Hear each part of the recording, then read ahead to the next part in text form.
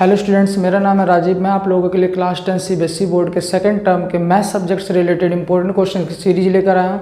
ये सीरीज आज से लेकर आपके एग्जाम तक कंटिन्यू रहेगी। यहाँ पर हम लोग मैथ सब्जेक्ट के इंपॉर्टेंट क्वेश्चंस देखेंगे जो एग्जाम के पॉइंट ऑफ व्यू से बहुत ही ज़्यादा इंपॉर्टेंट है। इन क्वेश्चंस को आप करने के बाद आप 100% एग्जाम में मार्क्स अचीव कर सकते हैं। तो चलिए इस वीडियो को स्टार्ट करते हैं। आज हम लोग अर्थमेटिक प्रोग्रेशन से स्टार्ट करेंगे, ठीक है स्टूडेंट्स। तो सबसे पहले मैं यहाँ पर आप लोगों के कुछ कॉन्सेप्ट बताना चाहता हूँ। देखिए, मैंने स्टार्टिंग में ही बोला कि मैं आप लोगों को पहले कुछ कॉन्सेप्ट बताऊंगा, मैं डायरेक्ट क्वेश्चंस पे नहीं जाऊँगा। अगर आप लोग कुछ क्वेश्चंस ट्राई करते हैं, मान लीजिए आपने एनसीईआरटी या किसी भी बुक के कुछ क्वेश्चंस ट्राई किया लेकिन आपने कॉन्सेप्ट को नहीं समझा, तो आप एक लिमिटेड रेंज में ही क्वेश्चन को सॉल्व कर सकते हैं। अगर मान लीजिए एग्जाम में किसी कॉन्सेप्ट से लेकर कोई क्वेश्चन आ गया तो आप सिर्फ उन क्वेश्चंस को ट्राई नहीं कर पाएंगे क्योंकि आपने कॉन्सेप्ट नहीं जाना। तो इसलिए हमारे लिए पहले कॉन्सेप्ट को समझना जरूरी है, क्योंकि अगर हम कॉन्सेप्ट समझ लेते हैं तो किसी भी टाइप के क्वेश्चन आते हैं, हमें कॉन्सेप्ट पता है, हम क्वेश्चन को ट्राई कर सकते हैं, ठीक है। तो अब हम लोग स्टार्ट करते हैं। तो आज हम सबसे पहले स्टार्ट करेंगे अर्थमेटिक प्रोग्रेशन को। तो सबसे पहले हम समझते हैं कि प्रोग्रेशन क्या होता है। देखिए,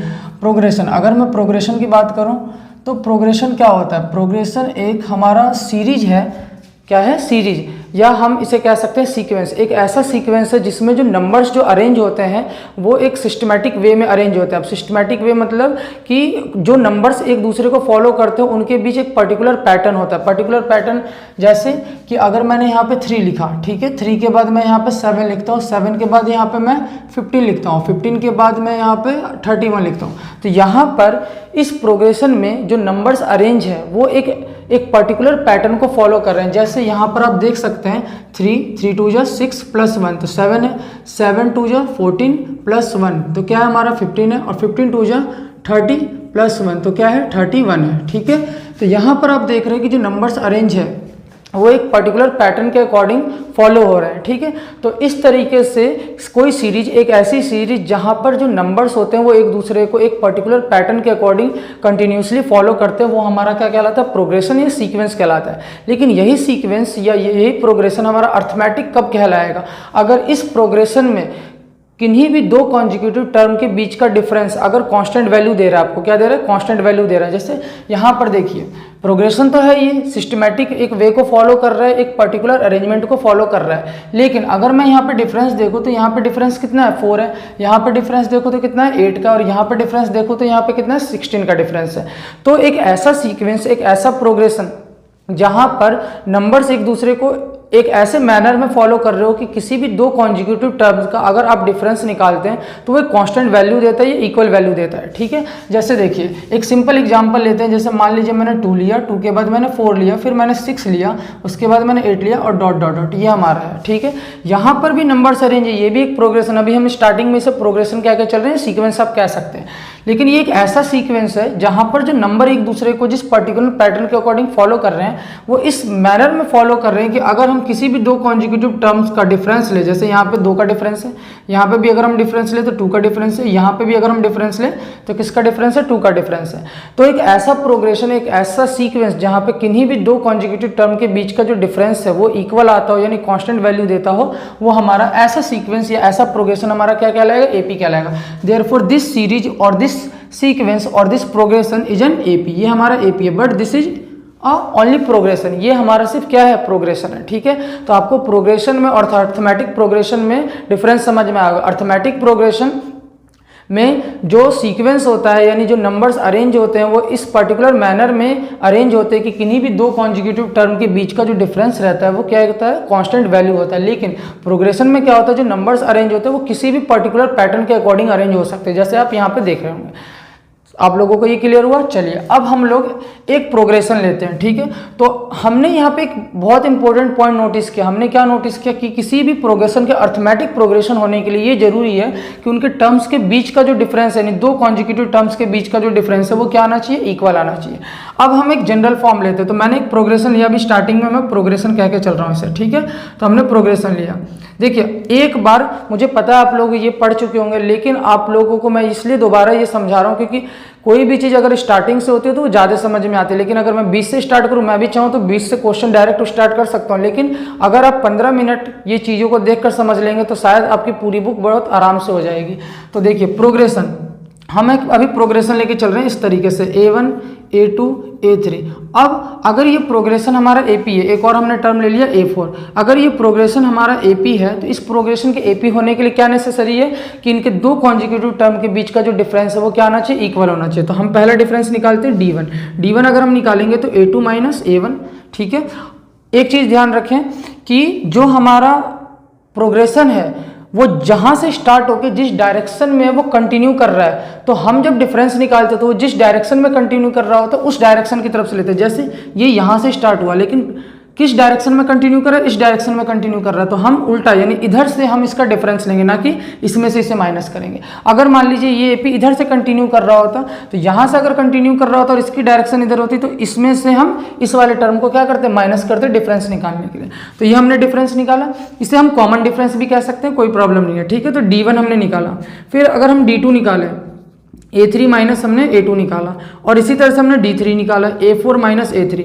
अब अगर ये एक प्रोग्रेशन, ये जो हमारा प्रोग्रेशन अगर ये अर्थमेटिक प्रोग्रेशन, तो क्या जरूरी है कि यहाँ पे जो दो कॉन्जिक्यूटिव टर्म के बीच का जो डिफरेंस आ रहा है वो क्या आना चाहिए, इक्वल आना चाहिए। यानी इस प्रोग्रेशन के सीक्वेंस के AP होने के लिए D1 equal to D2 equal to क्या होना चाहिए, D3 होना चाहिए। If D1 equal to D2 equal to D3 therefore A1 A2 A3 A4 dot dot dot AP, ये हमारा क्या रहेगा, AP रहेगा। तो आपने क्या समझा, AP के लिए सबसे इंपॉर्टेंट और नेसेसरी कंडीशन ये होती है कि जो कॉन्जिक्यूटिव टर्म का बीच के जो डिफरेंस है वो क्या आना चाहिए, सेम आना चाहिए। और डिफरेंस आप कैसे निकालेंगे, सेकंड टर्म में से फर्स्ट टर्म को माइनस करके। यानी AP जिस डायरेक्शन में फॉलो कर रहा है उस डायरेक्शन में, जिस डायरेक्शन में फॉलो कर रहा है उसके अपोजिट साइड से आप कॉन्जिक्यूटिव टर्म का डिफरेंस निकालेंगे। ठीक है, AP जरूरी नहीं है कि हमेशा इंक्रीजिंग ऑर्डर में हो, वो डिक्रीजिंग ऑर्डर में भी हो सकता है, बस आपका जो डिफरेंस है वो इक्वल आना चाहिए। जैसे देखिए यहाँ पर मैंने AP को इंक्रीजिंग ऑर्डर में लिया है। एक एग्जांपल मैं इस तरीके से भी ले सकता हूँ, 250, 248, 246, 244 डॉट डॉट डॉट। ठीक है, तो यहाँ पर ये भी एक AP, अगर मैं यहाँ पर डिफरेंस देखूँ तो डिफरेंस कितना है, -2। यहाँ पर डिफरेंस देखो -2, पता है ना कैसे डिफरेंस निकालते हैं, इसमें से इसे माइनस करके। यहाँ पे भी अगर डिफरेंस देखो तो कितना है, -2। Therefore it is also an AP, ये प्रोग्रेशन भी हमारा क्या है, AP है। क्लियर, इतना आप लोगों को। अब हम लोग नेक्स्ट टर्म पे चलते हैं, नेक्स्ट कॉन्सेप्ट पे चलते हैं। तो नेक्स्ट कॉन्सेप्ट हमारा ये कहता है कि पहले मैं आपको थोड़ा सा बता दूं, उसके बाद मैं बता रहा हूँ आप लोगों को राइट डाउन करके क्या है हमारा नेक्स्ट कॉन्सेप्ट। जैसे देखिए कोई AP है, उसका फर्स्ट टर्म आपको दिख रहा है, उसकी पोजीशन से आप पता कर रहे हैं कि ये फर्स्ट टर्म है, उसकी पोजीशन से आप पता कर ले रहे हैं कि सेकंड टर्म है, उसकी पोजीशन से आपने पता कर लिया कि थर्ड टर्म है। लेकिन कोई न्यूमेरिकल वैल्यू लिखी हुई है लेकिन हमें उसकी पोजीशन नहीं पता। यानी अगर हमें उस AP का ये पता करना, उस AP में उस पर्टिकुलर न्यूमेरिकल वैल्यू की पोजीशन क्या है, तो उसे किस तरीके से पता किया जा सकता है। जैसे यहाँ पर अब एक एग्जाम्पल लेके ही करते हैं तो हमें ज़्यादा समझ में आएगा। तो चलिए एक एग्जाम्पल लेके मैं समझाता हूँ, एक बार आप लोग इसका स्क्रीनशॉट ले लीजिए। चलिए अब हम लोग एक एग्जाम्पल को लेकर नेक्स्ट कॉन्सेप्ट को समझते हैं। ठीक है, और वो कॉन्सेप्ट बहुत ही ज़्यादा इंपॉर्टेंट है। उन कॉन्सेप्ट को अगर आप समझ लेते हैं तो आप किसी भी तरीके के सवाल कर सकते हैं। देखिए अगर मैं एक AP लूँ, जो सिंपल वे में मैं हमेशा यही लेता हूँ क्योंकि बहुत आसानी से समझ में आ जाता है बच्चों को। 2 मैंने लिया, 4 लिया, 6 लिया, ये मैंने पहले ही कह दिया कि AP है। ठीक है, अगर कोई प्रोग्रेशन AP नहीं होता है, अगर वो चेक करने के लिए कहता है तो आप मिनिमम कम से कम 3 बार, अगर आपको आसानी से दिख रहा है कि हाँ यहाँ पे तो जो हमारा डिफरेंस है वो सेम आ रहा है, तो आप 2 बार निकालिए। लेकिन अगर मान लीजिए कि आपका प्रोग्रेशन कुछ अलग तरीके का है, मतलब रूट में या कुछ अलग फ्रैक्शनल फॉर्म में, तो वहाँ पे आप कम से कम 3 बार डिफरेंस निकालें। कभी कभी क्या होता है कि 2 बार डिफरेंस तो इक्वल आ जाता है लेकिन तीसरी बार में इक्वल नहीं आता है, तो वहाँ पे हमसे गलती हो सकती है। तो आप कम से कम 3 बार निकालेंगे जब कॉम्प्लिकेटेड सवाल हो और दिखाएंगे कि इक्वल है, तब जाके आप कहेंगे कि वो प्रोग्रेशन, वो पर्टिकुलर प्रोग्रेशन जो है वो आपका AP है। अब यहाँ पे देखिए जैसे ये AP हमने लिया 2, 4, 6, डॉट 8 डॉट डॉट डॉट, और मैंने यहाँ पे 256 लिख दिया। ठीक है, अब सिंपल सभी को पता है कि ये हमारा फर्स्ट पोजीशन पे, तो इसे फर्स्ट टर्म कहेंगे, यानी A1 से। टर्म को कैसे डिनोट करते हैं, A, और उसकी जो पोजीशन है उसे नीचे डाउन यहाँ पे राइट डाउन करते हैं हम। ठीक है, बेस में। तो A1 इसकी पोजीशन क्या है, तो A2, इसकी पोजीशन है A3, इसकी पोजीशन क्या है, A4 है। लेकिन क्या इस पर्टिकुलर टर्म की हमें पोजीशन पता है नहीं, इस पर्टिकुलर वैल्यू की हमें पोजीशन नहीं पता है। यहाँ पे इस पर्टिकुलर वैल्यू का हमें पोजीशन पता है कि फर्स्ट टर्म पे मौजूद है, ये पर्टिकुलर वैल्यू की हमें पोजीशन पता है सेकंड टर्म पे, ये थर्ड पर्टिकुलर वैल्यू की हमें पोजीशन पता है कि थर्ड टर्म पे मौजूद है, लेकिन इस पर्टिकुलर वैल्यू की हमें पोजीशन नहीं पता है कि ये किस पर मौजूद है। अब एक चीज़ आप नोटिस कर रहे होंगे, मैं सब में ए लिख रहा हूँ तो आप भी ए लिख दीजिए, कोई दिक्कत नहीं है। यहाँ पर देखिए इसकी पोजीशन फर्स्ट थी तो हमने फर्स्ट लिखा, सेकंड है, थर्ड, फोर्थ, ठीक है। ये 1 2 3 4 क्या है, ये नेचुरल नंबर ही तो है, तो ये भी जो पर्टिकुलर वैल्यू है ये भी तो किसी नेचुरल नंबर पे ही तो मौजूद होगा ना, ठीक है। तो यहाँ पर जब ये नेचुरल नंबर है, और नेचुरल नंबर को डिनोट कैसे करते हैं, जनरली हम n के फॉर्म में, तो यहाँ पे हमने क्या लिख दिया, n लिख दिया, ठीक है। तो कभी भी अगर आपको किसी पर्टिकुलर वैल्यू की पोजीशन ना पता हो तो उसे आप कैसे डिनोट करेंगे, किसी भी टर्म को कैसे डिनोट करते हैं, a और नीचे में उसकी पोजीशन लिखते हैं। इस पर्टिकुलर वैल्यू की जब हमें पोजीशन नहीं पता है तो पोजीशन एक नेचुरल नंबर ही तो होगा, तो नेचुरल नंबर को कैसे डिनोट करते हैं, n से, और इसको हम कहते हैं nth टर्म। क्या कहते हैं, nth टर्म कहते हैं। समझ में आ गया। तो कभी भी nth टर्म का मतलब होता है कि इस तरीके से लिखना, an के फॉर्म में लिखना। क्लियर है, आप लोगों को क्लियर हो रहा होगा, ठीक है। अब इस पर्टिकुलर जो वैल्यू है या ये पर्टिकुलर जो टर्म है यानी nth जो टर्म है, इसकी वैल्यू को फाइंड आउट करने के लिए, to find out the value of nth term, सिर्फ nth टर्म की वैल्यू को ही फाइंड आउट करने के लिए नहीं, इसकी पोजीशन पता करने के लिए भी एक कॉमन फॉर्मूला होता है। तो मैं इस तरीके से लिख रहा हूं, to find out the value of nth term, to find out the value of nth term, ठीक है। इस nth टर्म की वैल्यू को पता करने के लिए फॉर्मूला नहीं, an की वैल्यू यहाँ तो ऑलरेडी खैर दे रखा है हमें कि an की वैल्यू 256 है, लेकिन अगर ना दिया हो तो उसकी वैल्यू को फाइंड आउट करने के लिए हम फॉर्मूला अप्लाई करते हैं, an equal to a plus n minus 1 into d, ये फॉर्मूला हम अप्लाई करते हैं। अब यहाँ पर बहुत ध्यान से समझिएगा, an क्या है, an जो है वो वैल्यू ऑफ nth टर्म है। क्या है, वैल्यू ऑफ nth टर्म। बच्चे इस बात में भी कंफ्यूज होते हैं कि an क्या होता है और n क्या होता है, तो उस चीज़ को आप क्लियर कर लीजिए। an जो होता है वो nth टर्म की वैल्यू होती है, यानी इस an टर्म की वैल्यू कितनी है, 256, तो value of nth term. a हमारा क्या है, तो a है हमारा फर्स्ट टर्म, सभी को पता है ये फर्स्ट टर्म होता है। d आपका कॉमन डिफरेंस है, cd यानी कॉमन डिफरेंस, और n क्या है, n position of nth term. n क्या है, n आपको क्या बताएगा, n आपको पोजीशन बताएगा। ये an पूरा आपको क्या बता रहा है, an तो इसको डिनोट कर रहा है, यानी इस पर्टिकुलर वैल्यू को, तो हमने लिखा कि nth टर्म की वैल्यू को डिनोट कर, लेकिन n क्या है, n जो है हमारा पोजीशन ऑफ nth टर्म है। तो आप इस चीज़ को बहुत अच्छी तरह से ध्यान रखिए कि यहाँ पे an क्या होता है, an जो होता है nth टर्म की वैल्यू होती है, और n क्या होता है, n जो होता है उस टर्म की पोजीशन होती है, ठीक है। अब जरा देखिए यहाँ पर इसी क्वेश्चन को हम लेके यहाँ से और इस सब फॉर्मूले को यूज करके हम दो क्वेश्चन निकालते हैं कि दो क्वेश्चन किस तरीके से पूछे जा सकते हैं। जैसे ये क्वेश्चन मान लीजिए एपी है, यहाँ पे दो क्वेश्चन आपसे पूछा गया। पहला क्वेश्चन मैं यहाँ पे लिख रहा हूँ कि which term of this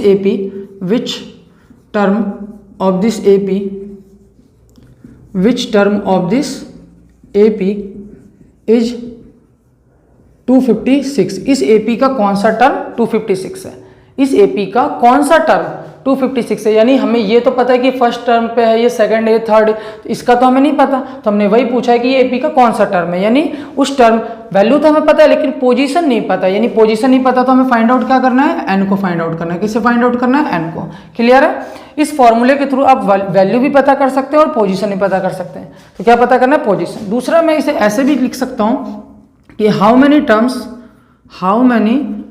terms in this AP, इस एपी में कितने टर्म है, इस एपी में कितने टर्म है, how many term in this AP, इस एपी में कितने टर्म है। अब देखिए अगर ये इस एपी का लास्ट टर्म है तो अगर एन की वैल्यू जो भी आएगी, मान लीजिए एन की वैल्यू 100 आ गई कि 100 पोजीशन पे 256 मौजूद है, तो ये आखिरी टर्म 256, इसका मतलब टोटल टर्म भी कितने मौजूद होंगे, तो 100 ही मौजूद होंगे। आपको समझ में आ रहा होगा। अगर मैं इस पर्टिकुलर वैल्यू की पोजीशन पता करूँ और वो आई एन की वैल्यू 100, तो इसका मतलब इसकी पोजीशन 100 है और ये लास्ट टर्म है, तो इसमें टोटल बंदे भी कितने यानी टोटल टर्म्स भी कितने हुए, तो हमारे क्या रहेंगे, 100 ही रहेंगे। तो देखिए दोनों क्वेश्चंस एक ही हैं, दोनों क्वेश्चन में हमें पता क्या करना है, एन की वैल्यू ही पता करनी है, लेकिन लैंग्वेज अलग अलग है। तो आपको यही समझना है कि किन किन तरीके से किस मेथड से आपको क्वेश्चन पूछ सकता है। कभी भी एक अच्छे स्टूडेंट वही होता है जो क्वेश्चन को करे लेकिन ये साथ साथ ये भी देखे कि उस क्वेश्चन को कितने तरीके से पूछा जा सकता है। तो चलिए हम देखते हैं ए एन, हमें उस nth टर्म की वैल्यू तो पता है कितनी है, 256 यहाँ पे हमने लिखा। फर्स्ट टर्म हमारा कितना है, 2 है, प्लस हमें पोजीशन पता करनी है, टोटल टर्म पता करना है, तो n का n रहेगा एज इट इज, और d का मतलब कॉमन डिफरेंस। कॉमन डिफरेंस कैसे?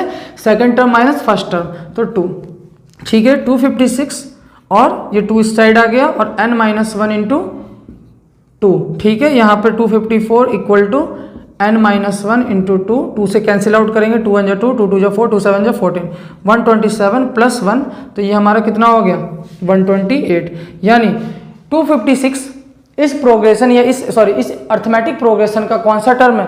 128th टर्म है, ठीक है। या इस एपी में टोटल टर्म कितने हैं? तो टोटल टर्म कितने हैं? 128 है। याद रखें, टोटल टर्म आप तभी कह सकते हैं कि 128 है जब ये जो nth टर्म है ये आपका लास्ट टर्म है। अगर मान लीजिए ये एपी इसके बाद भी कंटिन्यू रहती तो बस हम ये कह सकते थे, ये पता लगा सकते थे हाँ इसकी पोजीशन क्या है, लेकिन हम ये नहीं पता लगा सकते थे कि टोटल टर्म कितने हैं। टोटल टर्म पता लगाने के लिए ये जरूरी है कि आपका जो एपी यानी जो प्रोग्रेशन है वो फाइनाइट हो। फाइनाइट मतलब ये फाइनाइट है, यहाँ पे जाके खत्म हो गया। अगर ये हमारा प्रोग्रेशन इनफाइनाइट रहता, क्या रहता? इनफाइनाइट, ये डॉट डॉट में कर दूं तो मैं नहीं पता कर सकता हूं कि इसमें कितने टर्म है। इस बात को आप ध्यान रखेंगे कि ये नोट करके मैं यहाँ पे आपको बता दे रहा हूँ कि अगर आपका प्रोग्रेशन फाइनाइट है यानी अर्थमेटिक प्रोग्रेशन एपी जो है वो फाइनाइट फॉर्म में है। किस फॉर्म में है? फाइनाइट फॉर्म में है। किस फॉर्म में? फाइनाइट फॉर्म में। ये आपको दिख रहा है ना फाइनाइट, फाइनाइट मतलब ये एंड हो गया यहाँ पे, तो ही आप टोटल टर्म्स की वैल्यू को क्या कर सकते हैं? अगर एपी फाइनाइट फॉर्म में है तो फाइंड हम कर सकते हैं, तो फाइंड हम क्या कर सकते हैं? टोटल टर्म्स हम पता कर सकते हैं। क्या पता कर सकते हैं? टोटल टर्म्स हम पता कर सकते हैं, ठीक है। राइट में लिख रहा हूँ, यानी टोटल टर्म पता कर सकते हैं। लेकिन अगर एपी हमारा इनफाइनाइट फॉर्म में है, किस फॉर्म में है? इनफाइनाइट, यानी वो कंटिन्यूस अभी है आगे। मान लीजिए इसमें 256 को यहाँ से गायब कर दूँ और गायब करके यहाँ पर डॉट डॉट लिख दूँ, ठीक है, और तब मैं कहूँ कि आप टोटल टर्म पता करिए, तो आप पता नहीं कर सकते। क्यों? इसमें कितने टर्म है? इनफाइनाइट टर्म से। समझ में आया? तो टोटल टर्म्स पता करने के लिए जरूरी है कि एपी आपका क्या रहना चाहिए? फाइनाइट रहना चाहिए। तो एपी अगर आपका फाइनाइट है तो आप इनफाइनाइट है तो हम फाइंड आउट नहीं कर सकते हैं। कांट फाइंड टोटल टर्म, तो यहाँ पे हम टोटल टर्म को हम फाइंड नहीं कर सकते। ये बात आप लोगों को क्लियर हुई होगी।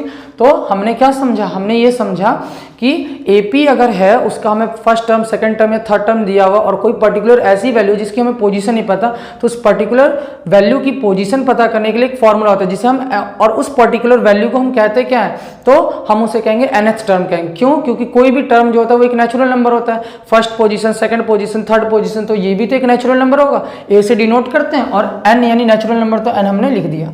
क्लियर? यहाँ तक कोई दिक्कत नहीं होगी। इस an यानी इस nth टर्म की वैल्यू को फाइंड आउट करने के लिए फॉर्मूला होता है। इस फॉर्मूले के थ्रू हम nth टर्म को भी पता कर सकते हैं, साथ ही साथ हम उसकी पोजीशन को भी पता कर सकते हैं। मान लीजिए आपको अगर ये गिवन है तो आप पोजीशन पता कर सकते हैं, और अगर आपको पोजीशन ऑलरेडी गिवन है, जैसे इसी क्वेश्चन को हम अभी आगे देखेंगे। जैसे मैं इसी एपी में कहूंगा कि कोई एपी है और मैं ये कहूंगा कि उसका 12th टर्म पता करिए, तो 12th टर्म का मतलब क्या हुआ कि 12th टर्म पता कीजिए, यानी पोजीशन तो आपको पता है लेकिन उसकी वैल्यू नहीं पता। तो इस फॉर्मूले के थ्रू दो चीजें पता की जाती है। एक क्या?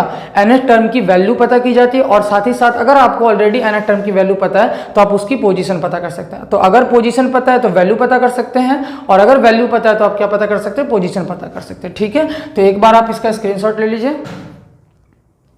चलिए अब हम आगे नेक्स्ट कॉन्सेप्ट को समझते हैं कि नेक्स्ट कॉन्सेप्ट हमारा क्या है, ठीक है। अब थोड़ा सा हम बात करेंगे इस n के बारे में। जैसे मैं अब बार बार आपसे कह रहा हूं कि ये n एक नेचुरल नंबर है, ठीक है। यानी अगर मान लीजिए कि n की वैल्यू नेचुरल नंबर होने का मतलब कि n नेचुरल नंबर है, यानी नेचुरल नंबर क्या होता है? जो 1 से स्टार्ट होता है, परफेक्ट नंबर जो 1 से स्टार्ट होते हैं। तो अगर मान लीजिए कभी भी सॉल्व करते समय आपकी n की वैल्यू जो है वो मान लीजिए नेगेटिव है या फ्रैक्शन में है, तो अगर नेगेटिव या फ्रैक्शन आ रही है, मान लीजिए किसी पर्टिकुलर वैल्यू के लिए आप n की वैल्यू को, जैसे ये पर्टिकुलर वैल्यू था, इस पर्टिकुलर वैल्यू के लिए हमने n की वैल्यू को पता किया कि इसकी पोजीशन क्या है, तो कितना है? 128 है। लेकिन अगर यही n की वैल्यू 128 ना आकर कोई फ्रैक्शनल वैल्यू रहती या नेगेटिव वैल्यू रहती, तो इसका मतलब ये हो जाता कि इस तरीके का कोई टर्म एग्जिस्ट ही नहीं करता इस एपी में। क्यों? क्योंकि हम क्लास में जब बच्चे बैठे रहते हैं या कहीं पे भी लोग अरेंज होते हैं तो हम इस तरह से कहते हैं कि ये बंदा फर्स्ट पोजीशन पे, सेकंड पोजीशन पे। ये नहीं कहते कि ये बंदा जो है -3rd पोजीशन पे मौजूद है, ठीक है। या ये हम ये नहीं कहते कि ये 1.5 पोजीशन पे मौजूद है। आप लोगों को ये बात क्लियर हो रही होगी। तो यहाँ पर एक इंपॉर्टेंट पॉइंट है जो नोट करने वाला, और इसके ऊपर क्वेश्चंस भी बनते हैं, ठीक है। तो यहाँ पर नोट करने वाली बात क्या है? नोट करने वाली ये बात है कि value of n neither negative nor in fraction. n की वैल्यू ना तो नेगेटिव होती है और ना ही किस में होते हैं, नॉर इन फ्रैक्शन, ना ही फ्रैक्शन की फॉर्म में होती है। और अगर मान लीजिए पता करते समय n की वैल्यू अगर आ गई तो वो पर्टिकुलर वैल्यू आपका एपी में एग्जिस्ट ही नहीं करेगा। ये बात आपको ध्यान रखनी चाहिए। इफ वैल्यू ऑफ n, मान लीजिए आ भी गई, अगर if value of n is in negative, if value of n is negative और fractional then that particular value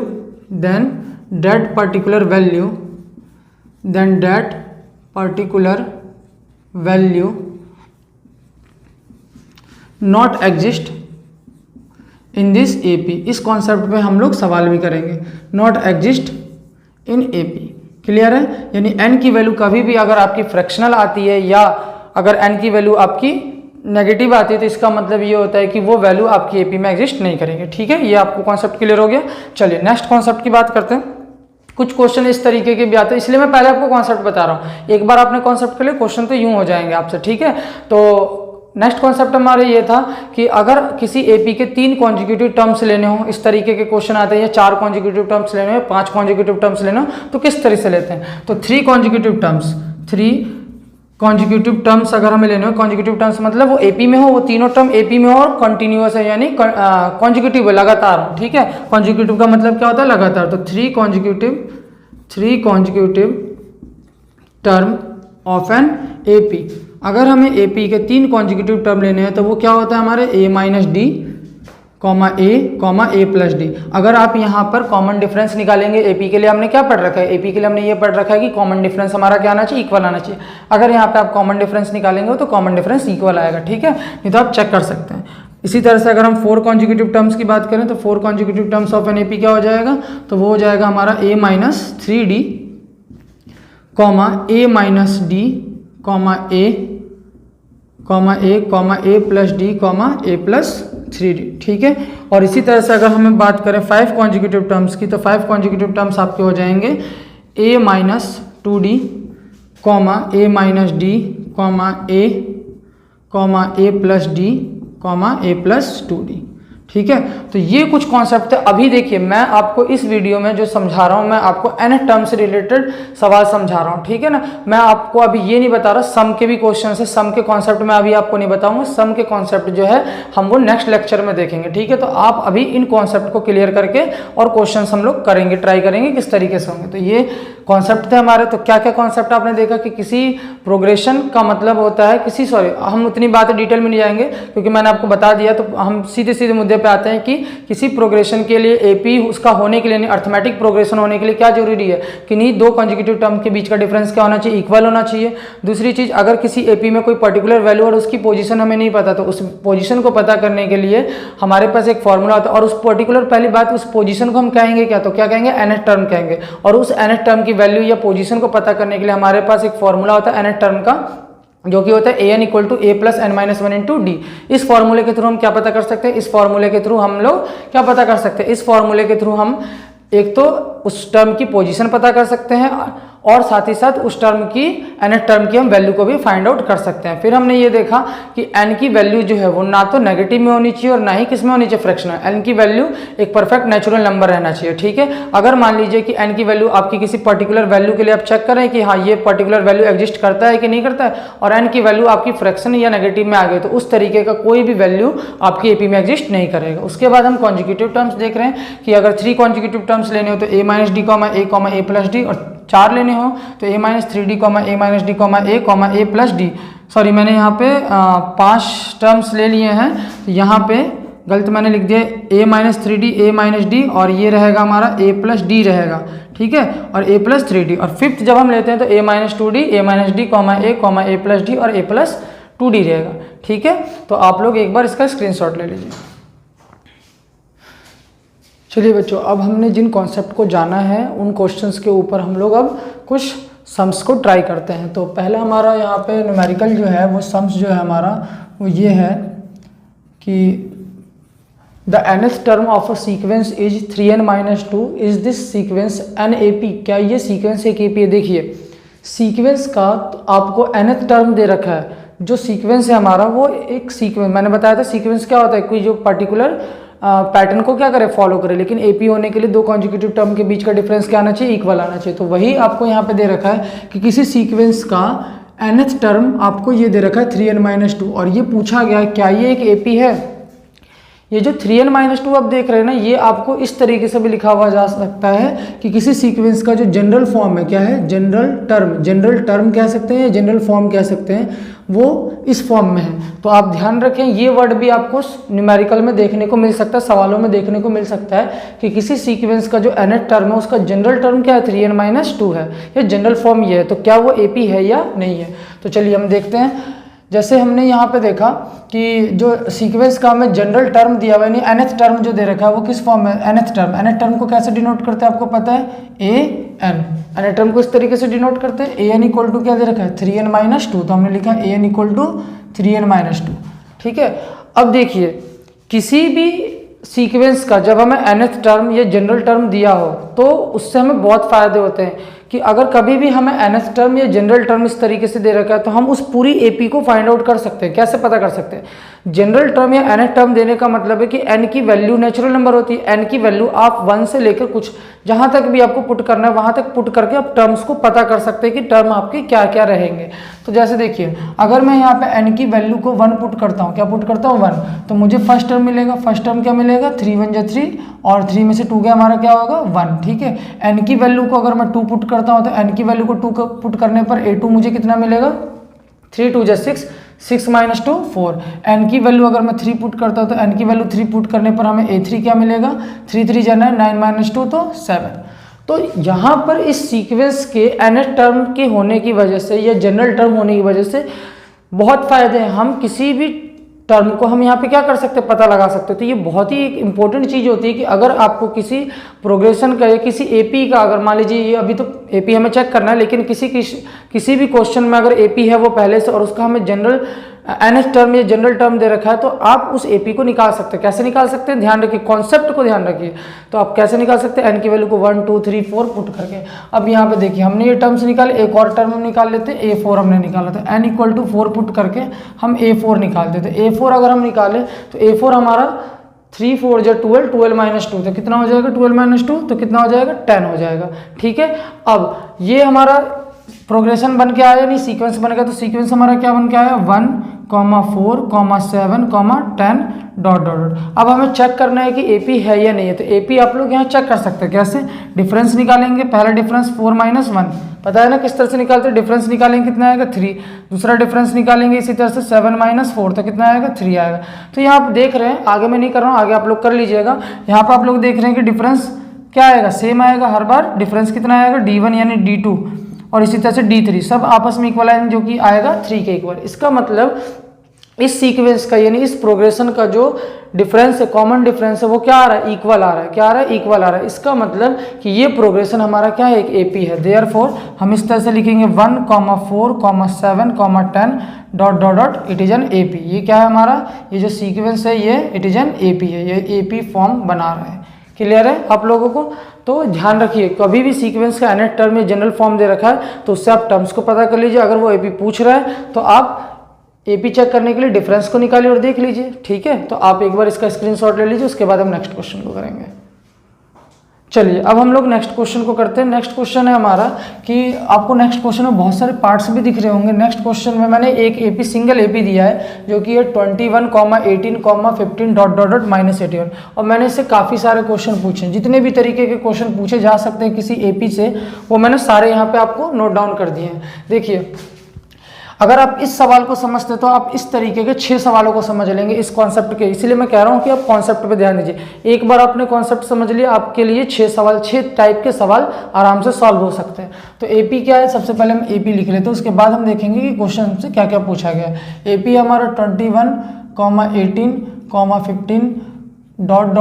क्या है -81 है। अब फर्स्ट क्वेश्चन यहाँ पे अराइज होता है, which term of this AP is -81। इस एपी का कौन सा टर्म -81 है, इस एपी का कौन सा टर्म -81 है, जो कि हमने स्टार्टिंग में किया है। अब देखिए ये टर्म किससे डिनोट करेंगे, a1 से। फर्स्ट टर्म है, ये a2 है, ये a3 है। क्या इस टर्म की पोजीशन हमें पता है, जब टर्म की पोजीशन नहीं पता तो हम इसे किससे डिनोट करेंगे, an से। ठीक है, टर्म की पोजीशन नहीं पता ए, और हमें नहीं पता है तो कोई ना कोई तो पोजीशन होगी नेचुरल नंबर। नेचुरल नंबर को किससे डिनोट करते हैं? एन से। तो हमने ए एन लिख दिया। ए एन का फॉर्मूला अप्लाई किया, a n equal to a plus n minus one into d. हमें बेसिकली पता क्या करना है? एन की वैल्यू, यानी ये पता करना है कि एन की पोजीशन क्या है, यानी एन किस पोजीशन पे है। ठीक है, तो एन की वैल्यू को हमें पता करना है। एन की वैल्यू क्या है? -81 इक्वल टू ए 21, ए का मतलब first term, plus n minus one, और डिफरेंस हमारा कितना है? तो 18 माइनस 21, तो कितना आएगा? -3 आएगा। ठीक है, साइन को बहुत ध्यान से आप लोग करिए, साइन अगर कहीं भी गलत हो जाता है आपका पूरा सवाल गलत हो जाएगा। तो साइन को बिल्कुल अच्छी तरह से ध्यान दीजिए। -81, 21 प्लस माइनस माइनस, प्लस और माइनस माइनस, क्योंकि मल्टीप्लाई में कभी -3 मत समझ लीजिएगा, यहाँ पे माइनस हो गया, और n -1 और क्या 3। इस 21 को इस साइड ले आए तो -81, ये 21 इस साइड आ गया तो -n -1 और 3। यहाँ पर दोनों ऐड हो जाएंगे, दोनों ऐड होंगे तो ये हो जाएगा 1 और 1 2 और 8 और 2 10, तो -102 इक्वल टू -n -1 और 3, माइनस से माइनस कैंसिल आउट, 3 से कैंसिल आउट करिएगा, 3 3 जा 9, एक कैरी गया यहाँ पे तो 12 बन गया, 3 4 जा 12, तो 34 इक्वल टू n -1, n की वैल्यू हमारे पास कितनी आ गई? 35। ये -1 इधर आएगा तो क्या हो जाएगा? +1, तो ये 35 हो जाएगा। यानी इस AP का जो ये -81 है, कौन सा टर्म है? ये 35th टर्म है। तो हमें इसकी पोजीशन पता चल गई, यानी n क्या बताता है? पोजीशन को बताता है, पोजीशन ऑफ nth टर्म। तो इस nth टर्म की हमें पोजीशन पता चल गई कि इस nth टर्म की पोजीशन कितनी है, यानी इस -81 की पोजीशन कितनी है? 35 है। ठीक है, दूसरा पूछा कि how many term in this AP, इस AP में कितने टर्म है? मैंने क्या बताया था? अगर आपका AP एक फाइनाइट टर्म है, क्या है? फाइनाइट, तो ये जो n की वैल्यू है ये आपको इस nth टर्म की पोजीशन भी बताएगी, साथ ही साथ ये भी बता देगी। अभी देखिए ये फाइनाइट है, इसके बाद तो आगे है नहीं, यहीं पे खत्म हो जा रहा है। तो जो इसकी पोजीशन होगी, मान लीजिए 35th पोजीशन पे आ रहा है, जो कि आया है, मानना क्या है, तो आया ही है 35th पोजीशन पे आया, तो टोटल टर्म्स भी कितने होंगे? 35th होंगे। तो सेकंड का आंसर भी हमारा यहीं पे हो गया, इसी क्वेश्चन में यही हमारा सेकंड का भी आंसर है कि टोटल टर्म्स कितने होंगे? तो कितने होंगे? 35 होंगे, क्योंकि लास्ट टर्म है। अगर ये फर्स्ट है, ये सेकंड है, थर्ड है, 35 है, तो टोटल आखिर कितने टर्म है? 35 टर्म है। ठीक है, थर्ड क्वेश्चन में हम देखिए, can any term in this AP will be 0, क्या इस AP का कोई भी टर्म 0 हो सकता है? सपोज कर लेते कि होगा, बाद में हम चेक कर लेंगे। अगर n की वैल्यू हमारी एक नेचुरल नंबर आती है, परफेक्ट नेचुरल नंबर में आ जाता है, तो इसका मतलब वो क्या है? वो AP का टर्म है। अगर n की वैल्यू नेगेटिव या फ्रैक्शनल फॉर्म में आता है तो वो इस AP का टर्म नहीं है। तो हमसे यही चेक करवा रहे हैं, can any term in this AP will be 0, क्या इस AP का कोई भी टर्म 0 हो सकता है? तो आप इस तरीके से करेंगे थर्ड क्वेश्चन को करने के लिए। तो आप ऐसे लिखेंगे, सपोज या लेट आपने मान लिया कि उस AP में एक टर्म है जो कि 0 है, और उस टर्म की पोजीशन तो नहीं पता। आपसे पूछा गया इस AP का कोई टर्म 0 है, आप ये कह दीजिए कि हाँ इस AP का कोई टर्म एक 0 है। अब आपको उस टर्म की 0 तो है वो, लेकिन क्या आप उसको उस टर्म की पोजीशन आपको नहीं पता। टर्म तो 0 हो गया, लेकिन उस टर्म की पोजीशन नहीं पता। जब टर्म की पोजीशन नहीं पता होता तो कैसे डिनोट करते? जैसे यहाँ पे हमने डिनोट किया था, किससे? nth टर्म हो गया, और nth टर्म को कैसे डिनोट करेंगे? an से। तो लेट ऐसा लिखेंगे, लेट nth टर्म ब्रैकेट में आप लिख सकते हैं an। ध्यान रखिए, जब भी आपको किसी टर्म की पोजीशन नहीं पता होती है तो उसे आप nth टर्म कहते हो। डिनोट कैसे करते हैं? an से। तो हमने ये कहा कि इस AP का कोई टर्म है जो कितना है? कितना है? 0 है। ठीक है, और वो उस टर्म की हमें पोजीशन तो नहीं पता, तो हम उसको क्या कहेंगे? nth term. और nth टर्म को कैसे डिनोट करेंगे? an से। तो लेट nth टर्म यानी ब्रैकेट में an of this AP, let nth term of this AP will be 0। हमने ये कहा कि 0 होगा। ठीक है, विल बी 0। अगर 0 होगा तो nth टर्म 0 होगा तो हम क्या लिख सकते हैं? an equal to 0। an का फॉर्मूला अप्लाई किया, a plus n minus 1 into d equal to 0। a की वैल्यू क्या है हमारे पास? 21। n हमें फाइंड आउट करना है, और यही हमें n दिखाना है कि n एक नेचुरल नंबर आ रहा है। अगर नेचुरल नंबर आ रहा है वो तो वैल्यू है, अगर n फ्रैक्शन में नेगेटिव नंबर है तो इसका मतलब ये टर्म एग्जिस्ट नहीं करता है। 0 वाला जो टर्म है इस AP में एग्जिस्ट नहीं करेगा। ठीक है, डिफरेंस कितना था? तो -3 था इक्वल टू 0। ठीक है, n -1, ये माइनस प्लस माइनस तो मैंने आगे लिख दिया, और ये 3। ठीक है, यहाँ पे ध्यान से देखिएगा, ये 21 इधर आया तो -21, माइनस से माइनस कैंसिल आउट, 3 7 जा 21, n इक्वल टू 7, और ये -1 इधर आया तो +1, तो n की वैल्यू कितनी आ गई? 8 आ गई। यानी जो 8 है ये एक नेचुरल नंबर, यानी इस AP का जो 8 टर्म होगा वो 0 होगा, यानी 0 जो टर्म है वो इस AP में एग्जिस्ट करेगा। समझ में आ रहा है आपको? मैंने आपको बार बार बताया कि अगर n की वैल्यू फ्रैक्शन या नेगेटिव है तो वो टर्म एग्जिस्ट नहीं करेगा, और अगर n की वैल्यू नेचुरल नंबर है तो वो टर्म एग्जिस्ट करेगा। देयरफॉर यहाँ पे हम लिख सकते हैं 0 is the term of this AP, zero जो है इस AP का क्या है, एक टर्म है, zero is the term of this AP। Clear है? तो आप लोगों को समझ में आएगा। तो अभी हमने कितने पार्ट कर लिए, 3 पार्ट कर लिए।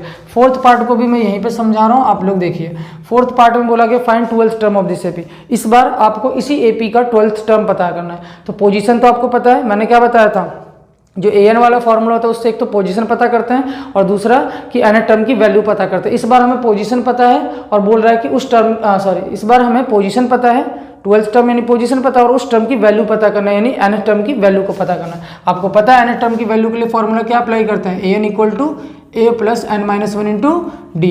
हमें उस टर्म की वैल्यू पता करना है, पोजीशन हमें पता है, यानी ये n है हमारा, क्या है n। तो n की जगह क्या रखेंगे, 12 = a की जगह 21 + n की जगह 12 - 1, और डिफरेंस हमारा कितना था, -3 था।